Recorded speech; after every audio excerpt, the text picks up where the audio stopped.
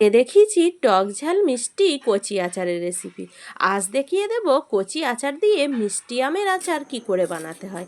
তার জন্যে আমগুলোকে আমি বাড়িতে নিয়ে চলে এসেছি। এবার এগুলোকে ধুয়ে পরিষ্কার করে খোসা ছাইড়ে রোদের মধ্যে শুকো দিয়ে দিয়েছি। রোদ্দুরে দেওয়ার পর আমি চলে এলাম, এসে মশলাটা বানিয়ে নিচ্ছি। 3টে শুকনো লঙ্কা আর একটু পাঁচফোড়ন শুকনো কড়াইয়ের মধ্যে দিয়ে ভালো করে নাড়াচাড়া করে ভেজে নেব। ভাজাটাকে এবার আমালের মধ্যে দিয়ে আদা থাকলানো করে নেব।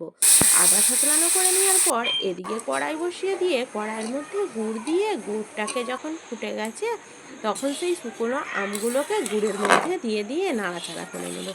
আমি কিন্তু আম শুকোনোর সময়ও কোনো নুন দিইনি, আর আম কেটে রাখার সময়ও দিইনি। তাই আচারের মধ্যে এবার পরিমাণ মতো নুন দিয়ে দিলাম। নুন দিয়ে এটাকে ভালো করে জাল করে নিতে হবে।